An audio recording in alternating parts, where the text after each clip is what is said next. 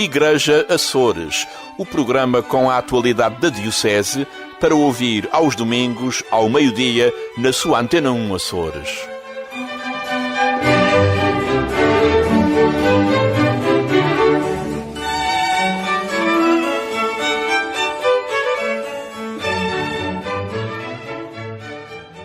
Olá, seja bem-vindo a mais uma edição do programa Igreja Açores. Hoje o nosso espaço de entrevista é dedicado à mulher, ao Dia Internacional da Mulher, neste caso a Mulher na Igreja, com a irmã Elvira Toledo. Para já a atualidade da Diocese açoriana. Decorre neste fim de semana o retiro da Pastoral Juvenil na Ilha Terceira, com o objetivo de trabalhar as mensagens do Papa Francisco para o Sínodo sobre os jovens. A ideia inicial era de destinar o retiro aos responsáveis dos grupos, mas depois a Pastoral Juvenil da Ilha Terceira decidiu abrir a todos os jovens. Por uma questão de idades, garante o seminarista Sandro Costa, da equipa organizadora. Os formadores já são um pouco mais velhos do que o esperado para este tipo de iniciativa. E então abrimos a todos. Os limites de idade nós abrimos também porque no primeiro retiro que nós marcamos, que não foi com sucesso, os limites estavam um bocado altos e os jovens não tiveram grande iniciativa, grande participação. E então abrimos os limites de idade, esperando assim receber muito mais jovens e jovens que consigam levar esta mensagem que tentamos passar para os seus grupos. Os jovens, a fé e o discernimento vocacional foi o tema central do encontro que decorre no Palácio de Santa Catarina e que não se destina unicamente aos grupos de jovens. Não só trabalhar com os grupos de jovens, mas também trabalhar com todos os jovens da ilha que estão inseridos em movimentos na paróquia e mesmo aqueles que não estão inseridos, para tentar também trazê-los de volta à Igreja. O retiro iniciou-se na sexta-feira e termina neste domingo. Começámos às 8h30 na sexta-feira, com atividades, já começamos com atividades. Depois no sábado temos várias conferências, uma delas é do Padre Helder e outros sacerdotes que foram convidados e uma psicóloga que faz parte da nossa equipa, a doutora Carmen. E depois no domingo temos o encerramento, continuamos com as atividades de manhã e temos o encerramento do retiro às 3h. Um retiro que se pretende de preparação dos jovens para participação no Congresso Diocesano no mês de junho. Não sei neste momento se algum grupo de jovens está organizado em vista a ir a este congresso, mas também vamos tentar trabalhar para que eles vão e para que vão bem formados e preparados para aquilo que vão encontrar. O retiro é orientado pelo cônego Helder Miranda Alexandre, com a sua equipa da Pastoral Juvenil, que inclui vários leigos e 3 seminaristas.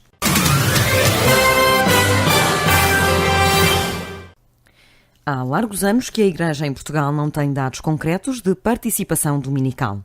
No âmbito da visita pastoral ao Pico, a ouvidoria decidiu fazer essa recolha de dados para a apresentação ao Bispo Dom João Lavrador. Os resultados são surpreendentes. Apenas 15% dos picoenses vão à Eucaristia, com uma prática absoluta. 5% são homens, 10% são mulheres. O ouvidor Padre Marco Martinho refere como decorreu todo o processo. Nós baseámos nos últimos dados reais que nós temos, oficiais, são os censos de 2011 a nível oficial para nos basearmos nesta prática dominical. E ficámos perplexos porque o pico neste momento são 15% os cristãos, os católicos que praticam e participam na missa dominical. 15% em toda a ilha, embora haja variantes de paróquia para paróquia, variantes nos próprios concelhos, o concelho da Madalena com 18%, o concelho das Lajes com 14% e o concelho de São Roque com 13%. Mas no geral da ilha, 15% é aqueles que praticam e as faixas etárias também são os mais idosos, a partir dos 55 anos e também aquela faixa dos 8 aos 14 da idade da catequese. O recenseamento aconteceu nos dias 12 e 13 de janeiro e para o ouvidor o método é facilmente aplicável às restantes ouvidorias da Diocese. Julgo que até a própria Diocese deveria pensar num recenseamento a nível geral de toda a Diocese, daqui a poucos anos teremos os censos de 2021 a nível civil. Acho que seria uma boa oportunidade para tal, porque de facto dos últimos censos para agora sabemos que há já um desfazamento de um real número de pessoas. Só, por exemplo, o pico em 2011 teria 14 mil e tal habitantes. Segundo estimativas da Direção Regional de Estatística, mas somente estimativas, a 31 de dezembro de 2016 já seriam 13.800 habitantes. Mas nós baseamos naquilo que são os dados oficiais, os dados de 2011, e julgo que a Diocese e outras ouvidorias podiam também seguir este mesmo caminho. É um desafio, julgo que é um desafio para todos nós, para pensarmos em conjunto, nós padres, com os leigos, com as comunidades, e vermos o que é que nos está a faltar para que a prática dominical seja uma realidade mais expressiva daquela que é. Uma semana depois do início da visita pastoral na ouvidoria do Pico, e o sacerdote destaca a alegria dos picoenses em receber o seu pastor. As comunidades paroquiais que o Sr. Bispo já citou estão a acolhê-lo com muita alegria, com muito entusiasmo. Ele está a visitar as várias instituições. Há de facto uma alegria imensa, também tem isso nas instituições que recebem o Sr. Bispo, quer sejam ligadas à Igreja, quer não sejam, instituições civis, particulares, e de facto temos uma grande alegria pela presença do Sr. Bispo. A visita pastoral arrancou no passado dia 2 de março e durará até ao final do mês. Em abril, Dom João Lavrador voltará por mais uma semana para encerrar a visita pastoral à ouvidoria do Pico.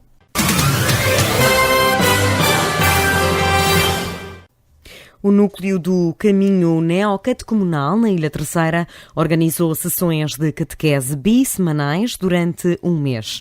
Nestes encontros, as comunidades ganharam mais 12 elementos. Para Cidália Homem, uma das coordenadoras do núcleo, apenas por um novo elemento já teria valido a pena. Para mim já é um balanço bom, porque o Senhor diz que se alegrará por um só de aqueles que se arrepender. E por isso foi um bom balanço. Temos 12. Foi assim que o Senhor começou, com 12. Os encontros tiveram lugar nas salas de catequese da paróquia de Nossa Senhora da Conceição, todas as segundas e quintas durante todo o mês de fevereiro, com encerramento com a Eucaristia no domingo, dia 4 de março. O Caminho Neocatecumenal já reúne uma comunidade de cerca de 80 pessoas, espalhadas por 3 comunidades, Angra, Agualva e Lages. Cada membro está no seu próprio estádio. E são catequeses que estão vistas pela Igreja, que nós não damos aquilo que pensamos dar, nem isso que nós estamos a fazer é um catecumenado. Há um iniciador, que é o Kiko Arguelho, a Carmen e o Padre Mário. Tem um guião que a própria Igreja aprovou e é por aí que nós seguimos. O catecumenado é exatamente as etapas do nosso batismo, ou seja, esses próprios irmãos que estão a caminhar, nem todos caminham da mesma forma. Esses próprios irmãos que estão a caminhar, nem todos caminham da mesma forma, porque cada um está numa etapa e cada etapa tem a sua forma de caminhar. O Caminho Neocatecumenal é reconhecido pela Igreja Católica como um itinerário de formação católica, válido para a sociedade e para os dias de hoje. É assente em 3 pilares fundamentais: a Palavra de Deus, a Eucaristia e a vida em comunidade.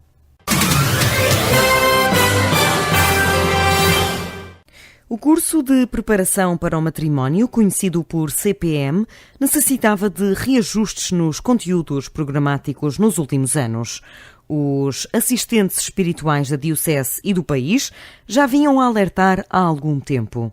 Estão a ser agora preparados os novos manuais e os novos conteúdos programáticos pelo Secretariado Nacional. O objetivo, garante o assistente diocesano do Centro de Preparação para o Matrimónio, Padre Vítor Medeiros, é para arrancar com os novos manuais já no próximo ano pastoral. A partir deste novo ano pastoral já vamos ter os novos manuais. Será em abril ou maio. Cada representante das equipas diocesanas irá fazer uma formação a nível nacional no continente e a nível da nossa diocese. Para todas as equipas, os casais que estão nas equipas de CPM, dos centros de CPM, haverá no dia 15 de setembro um encontro de apresentação do novo manual. Todos os casais dos CPMs vão ser convidados a participar, bem como os assistentes dos CPMs, os padres assistentes. Será cá em São Miguel, na cidade da Ribeira Grande. É claro que das outras ilhas poderá ter mais dificuldade em alguém se deslocar, mas também serão convidados a, pelo menos se conseguíssemos ter ou um sacerdote ou um casal de cada ilha, seria o ideal. Passemos então às alterações concretas. A nível geral, os nomes dos temas praticamente são praticamente os mesmos. Aprofunda-se mais a nível do planeamento familiar em determinados conteúdos que poderão, em alguns aspectos, ser até, não vou dizer problemáticos, mas que vai lançar algumas questões sobre questões éticas da parte de investigação de reprodução assistida, do apoio aos casais, não só dos métodos mais tradicionais que se fala, mas de outros métodos de reprodução assistida que envolvem os embriões, que envolvem depois a questão da barriga de aluguer, dá-se o conhecimento da existência, mas também à luz da ética cristã. Depois também há outras questões que foram também aprofundadas das novas situações de vida de casal, da questão do divórcio, do acompanhamento familiar, da integração na igreja, a dinâmica do trabalho, deixar mais à criatividade das equipas e do desenvolvimento dos diálogos. Não há um esquema como havia com os diálogos de um casal que tem o texto, que fala da sua experiência. Essa parte ficou mais à criatividade de cada casal, isso desaparece praticamente, fica só um conjunto de questões para orientar o diálogo entre as equipas. Outra questão que também pode ser um pouquinho diferente na forma como se vê a questão matrimonial do sacramento, da celebração, também é apresentado de uma outra forma para envolver mais o casal na preparação, parte litúrgica. Não é tanto o restaurante, as músicas, é mais a parte litúrgica da celebração, das leituras, da preparação com a Igreja do seu sacramento. Alterações aos conteúdos do encontro de preparação para o matrimónio que já não aconteciam há décadas e que já não espelhavam a nova realidade dos casais que pretendem contrair o sacramento do matrimónio. A maioria já vive junto e grande parte já tem inclusive filhos. E no nosso espaço de entrevista desta semana, conto com a preciosa parceria da colaboradora do Igreja Açores, Carmo Rodeia. Boa tarde, Carmo. Antes de mais, em semana em que se assinalou o Dia Internacional da Mulher, somos 3 neste estúdio. É verdade. Boa tarde. Vamos apresentar a nossa convidada. Sim, nós nesta semana em que se celebrou o Dia Internacional da Mulher, que é sempre uma data importante para nos lembrarmos que há tantas dificuldades ainda e tantas barreiras por ultrapassar, resolvemos convidar a irmã Elvira Toledo, que é a nova provincial da Congregação das Irmãs Franciscanas Hospitaleiras da Imaculada Conceição nos Açores, na Diocese de Angra. Boa tarde, irmã. Boa tarde. Como é que foi o seu Dia Internacional da Mulher?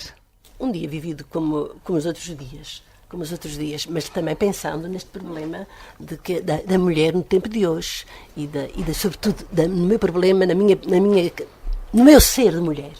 O meu ser de mulher e, sobretudo, mulher consagrada. A irmã é de outra geração, tem já uma experiência acumulada. É muito diferente ser mulher religiosa hoje do que era no tempo em que a irmã fez os seus votos. Olha, eu fiz os meus votos, já vai fazer 50 anos.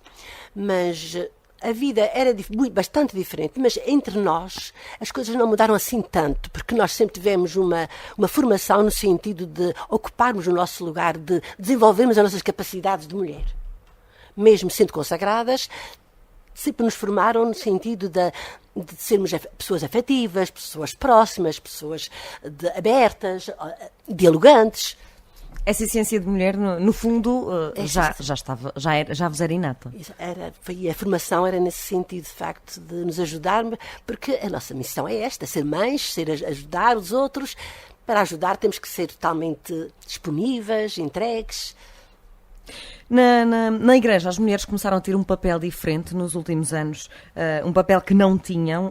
Isso aconteceu também com as irmãs religiosas? Sim, o nosso lugar na igreja era muito mais ser sinal na igreja da misericórdia, da hospitalidade, dos serviços que prestávamos.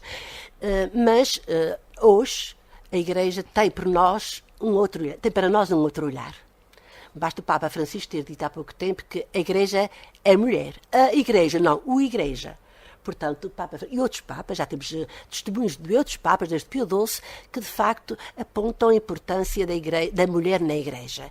Mas isso tem sido entrado muito paulatinamente, mas vão-se fazendo grandes passos. E o Papa hoje convida-nos a sermos muito presentes na Igreja, a estarmos na Igreja, e não como hóspedes, mas como intervenientes.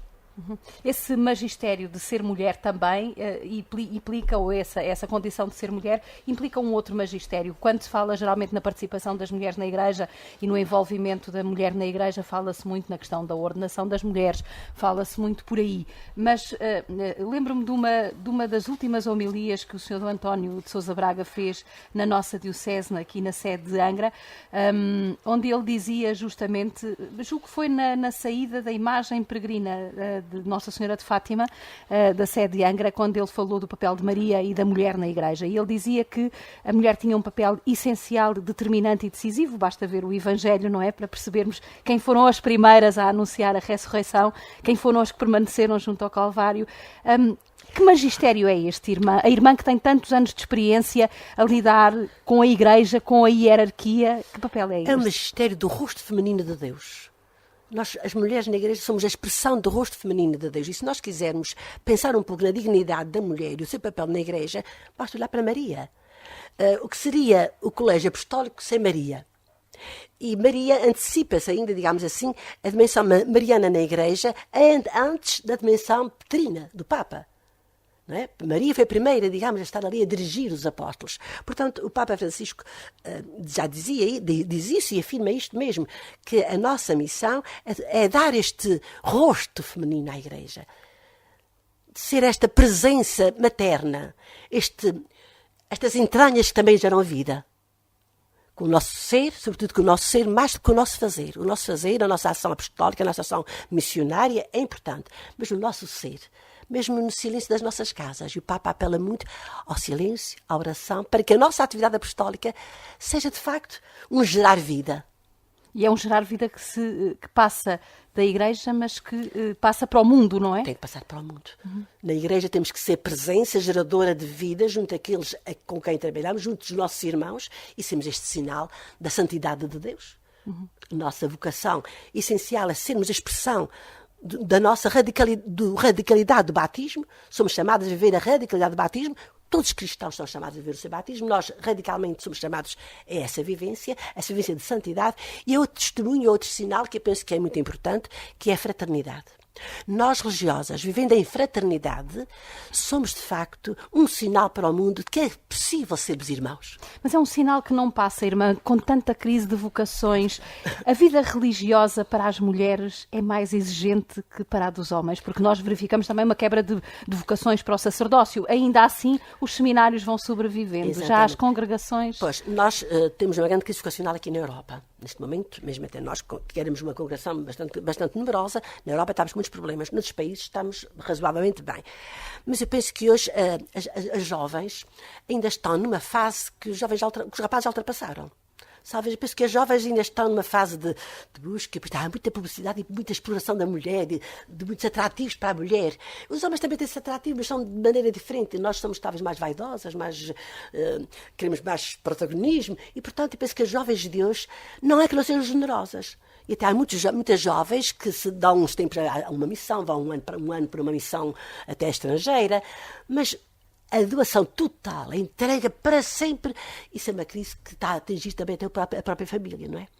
A entrega para sempre. O definitivo, hoje, no nosso mundo tão relativo, tanto relativismo, eu penso que é uma dificuldade para as jovens dizerem sim. É uma decisão mais difícil para as mulheres? Eu não sei, não digo que seja mais Perdem difícil. Não perdemos mais. Eu acho que, mas para os jovens se calhar perdemos. Se calhar perdemos, não é? Desde a nossa maneira de vestir, por exemplo, mas também há religiosas sem hábito, não é? Mas desde a nossa maneira de vestir, as crianças às vezes dizem, mas tu vestes sempre essa roupa, tu não tens outra roupa. Quer dizer, tudo isto, para este mundo de hoje, pode ser um entrave. Um bocadinho entrave para as jovens. Mas, sobretudo, eu acho que eu tenho trabalhado muito com os jovens e vejo que são generosas e entusiasmam-se, mas quando se propõe uma proposta de vida mais exigente, com um compromisso mais sério, sobretudo com um compromisso para sempre. Isto para sempre acho que são duas palavras que estão a ser muito eliminadas do nosso vocabulário. Nunca e para sempre. Começa a preocupar em todos os contextos, não é? Sim, Para sempre sem assusta dúvida. cada vez mais. Por onde é que já deixou, já está há 30 anos nos Açores, por onde é que já deixou a sua identidade e a sua marca? Ora, no continente trabalhei em 4 colégios, desde Lamego, Hermesim, de Gaia e Leiria. Depois vim para aqui, tenho trabalhado no Colégio Santa Clara e depois na Casa São Francisco. Já tinha estado lá 9 anos neste serviço que tenho agora e retomei agora esse serviço. Não é? Como é que é trabalhar com crianças? Como é que nós conseguimos deixar a tal semente para que ela depois comece a crescer? Sabe, eu acho que desde pequenina fui uma apaixonada pelas crianças. Tinha uma tia minha que dizia que eu nunca me ia casar porque os rapazes viam-me sempre com meninos ao colo. Eram os meus vizinhos, porque eu não tinha. De modo que sempre tive um gosto pelas crianças. E ainda hoje eu vibro com as crianças, parece que como quando tinha 20 anos ou 30 anos. E eu acho que passamos às crianças mais pela nossa maneira de ser do que aquilo que lhes dizemos. Mesmo na catequese, nas aulas de moral ou nas aulas que eu dava de matemática ou qualquer coisa, nós passamos muito pela nossa presença, pela nossa proximidade, pelo nosso ser. E quando eu vou ao colégio agora e as crianças vêm todas, agarram-se a mim e dizem: tem tantas saudades tuas, o que é que eu passei para elas? O amor, o carinho. Penso que foi só isto, mais nada. O que é que notou de diferença, uma vez que deu aulas a crianças no continente, o que é que achou de diferente nas crianças açorianas? Eu não, na altura eu dava a crianças mais crescidas, já tanto do secundário, do terceiro ciclo secundário. Depois para aqui. Vim abrir o ciclo preparatório aqui. Estranhei bastante assim, o nível, não é? As crianças mais novas. Mas parece-me habituei. E as crianças aqui são muito simples. Também eu gostei muito das crianças, embora eu tenha tido um grupo de crianças que me marcaram muito, foi em Lamego. Aquelas crianças de Lamego marcaram-me, uma gente tão sã, meninas jovens crescidas, mas tão sãs. Eu tenho tantas amigas desse tempo, das minhas alunas desse tempo. Aqui, começou mais crianças, começou mais novas, a relação talvez parecia-me que não ia ser tão duradoura, mas ainda ontem, numa reunião, teve vários antigos alunos nossos, e quando os vejo, eu sinto-me encantada e também vejo que eles também que fazem o feedback, não é? Que é sinal que a gente consegue criar com todos eles, a todos os níveis, uma relação muito bonita. E temos esse feedback também dos retiros de jovens, sempre muito animados com a irmã Elvira. Toda a gente recorda ainda ontem, no seminário, quando falávamos ao jantar sobre a possibilidade de vir fazer esta entrevista, justamente o padre reitor dizia: a irmã Elvira é sempre saudada e sempre recordada com muita saudade nos retiros de jovens. Desde me pôs nesse caminho e foi uma riqueza para mim. Eu não tinha nada para dar, dei só o que Tatiana, era bom se calhar lembrarmos só aos nossos ouvintes, àqueles que nos seguem, que a irmã é a provincial da Congregação das Irmãs Franciscanas Hospitaleiras da Imaculada Conceição, que teve como fundadora a Madre Maria Clara, cujo o processo de canonização está em curso. Aliás, tive o grato prazer de fazer agora o prefácio da obra de uma irmã, da irmã Maria Emília, que vai lançar uma segunda edição da biografia, digamos assim, da Madre Maria Clara. Estas irmãs têm 6 casas, corrija-me, nos Açores, em 5 ilhas. São talvez a única província nos Açores. Mas também estamos em processo de reorganização. Nossa congregação já está há 3 anos neste processo de revitalização da nossa própria vida, primeiro, e depois também de reorganização. Procuramos ver onde estamos e se aí é o nosso lugar para continuar. Esse foi o grande desafio da Beata Maria Clara, não é? Da Beata Maria Clara. Estarmos onde é mais necessário estar. É um discernimento a fazer, muito difícil, mas que tem de ser feito, não é? E estão com carismas e possibilidades e soluções diferentes, não é? Porque, por exemplo, em São Miguel acolhem crianças institucionalizadas, no Pico também. A única obra que temos assim mais, digamos, que pode dar mais nas vistas, assim, pensando que é o colégio, mas o colégio nós recebemos todas as crianças também, todos os estados sociais e até mesmo servindo a alguns que podem pagar no colégio, estamos a servir a pessoa. Todas as crianças, todas as pessoas precisam de outras ajudas, às vezes que os pais não têm possibilidades de dar. Nós Procurámos complementar isso. A Beata Maria Clara dizia que às suas irmãs, na altura, num tempo difícil também, não é? Muito hostil, de perseguição das ordens religiosas, de muitas tentações de fora, não é? Muita pobreza. Muita pobreza e muita miséria, não é? Ela dizia, podem ter todos os carismas, mas sejam essencialmente mulheres do vosso tempo e sejam uma solução e um rosto para os problemas do seu tempo. Qual é o grande problema deste tempo, irmã? O problema deste tempo é a pobreza interior, a pobreza de valores. E há uma pobreza material, muita pobreza material ainda, que esta economia vai pondo de lado muita gente, não é? Sabemos que muitos pobres são consequência da economia atual. Mas há pobreza também, muita pobreza de valores, pobreza de ideais. É que mais preocupa. É que mais preocupa. Os ideais, as pessoas viverem com o sentido da vida, dar a esta gente, a estes jovens, sentido para a vida, ver que a vida não é um túnel sem sair, é um túnel, mas é um túnel que tem lá uma luz ao fundo. Eu acho que isso que é o mais importante para nós, é ajudarmos esta gente a saber que viver vale a pena. E vale a pena viver intensamente a vida. E estas primeiras semanas com as novas funções, como é que estão a correr? Eu vou continuando a ser quem sou, procurando ser próxima das irmãs, amando muitas irmãs porque sempre amei, é o que faço. Irmãs envelhecidas, muitas delas, sobretudo na Casa de São Francisco. Na Casa de São Francisco, sim. Sim. Mas quando eu apareço junto delas, sinto que elas que me acolhem com muito amor e eu sinto um amor muito grande por elas. A gente já criou estes laços profundos de amizade umas com as outras, que é de facto um dos objetivos da vida fraterna, criar laços profundos, não é? Como é que é o dia-a-dia de uma irmã? Imagino que devem estar muitas senhoras, muitas jovens também a ouvir este programa. Como é que é o dia-a-dia? Também para desmistificarmos aqui um bocadinho esta... Eu levanto, por exemplo, às 6h30 da manhã. Somos duas. Das 7 às 8 faço a minha oração pessoal. Mas já acorda com essa energia? Com esta força. Depois das 7 às 8, às 8 horas, rezamos em comunidade a oração de laudes. E depois vamos as refeições sempre em comum. E durante o dia temos as nossas atividades, cada uma nas suas atividades. Por exemplo, naquela casa temos sempre irmãs diante do Senhor. Aquelas que não têm já atividades muito concretas, mas estão lá diante do Senhor. Temos sempre gente irmãs diante do Senhor, rezando pelo mundo, pensando em todas estas necessidades do nosso mundo. E, portanto, é a nossa vida.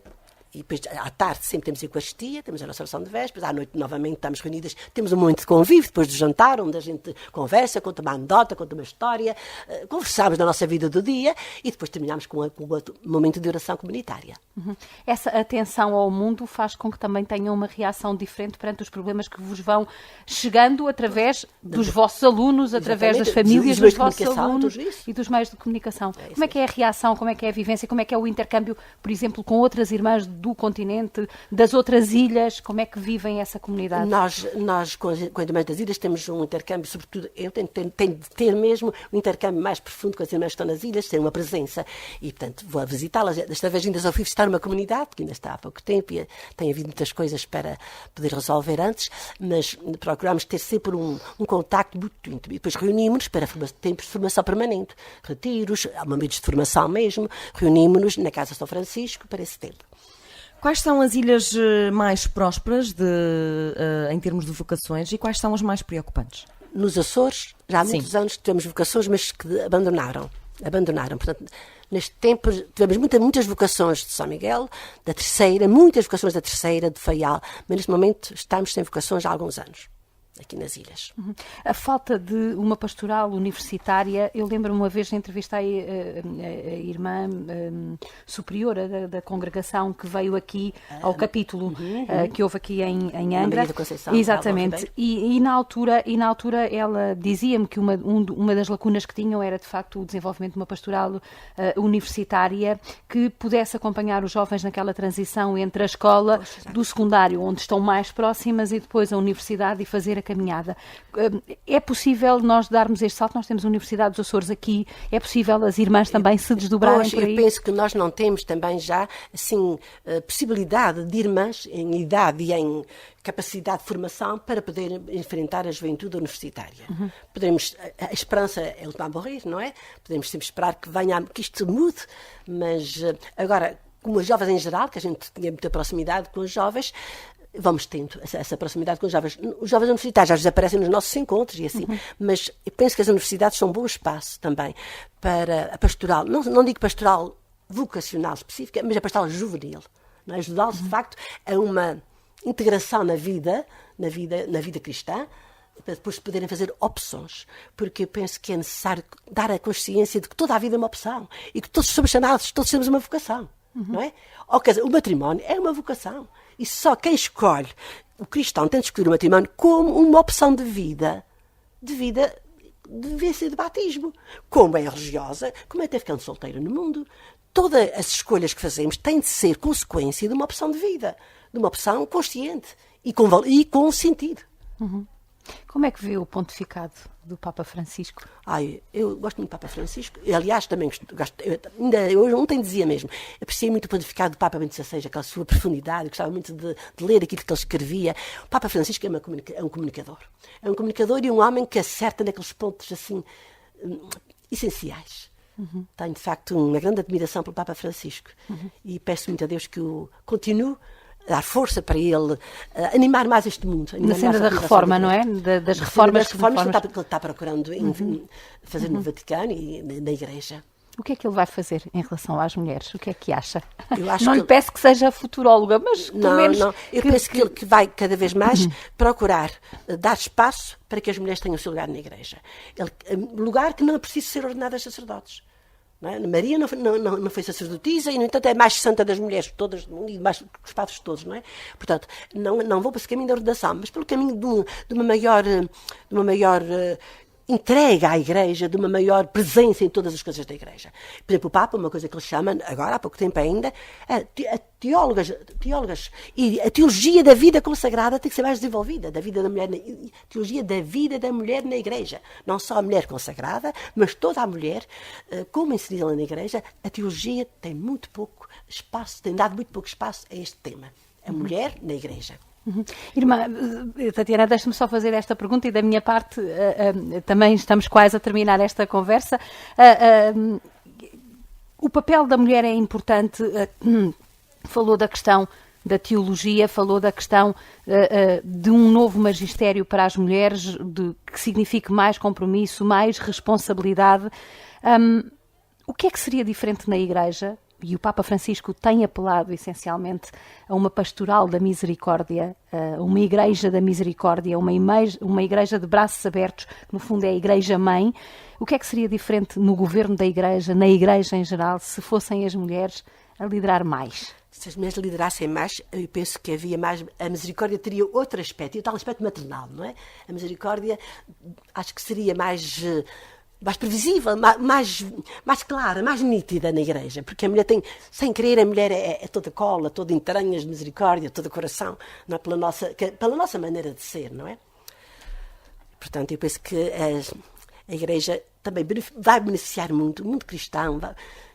A Igreja e o mundo, no fundo, não é? Se as mulheres tivessem outro papel. Cristo deixou-se seguir pelas mulheres, que naquele tempo que não valiam nada, e Cristo deixou-se seguir por elas.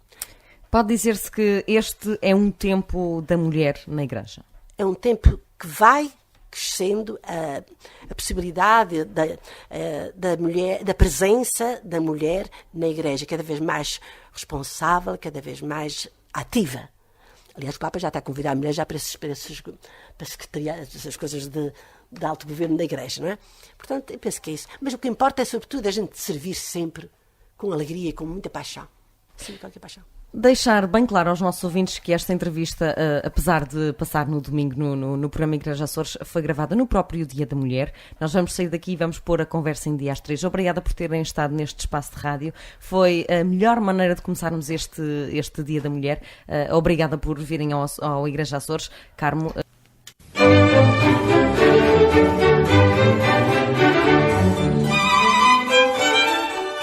Igreja Açores, o programa com a atualidade da Diocese para ouvir aos domingos, ao meio-dia, na sua Antena 1 Açores.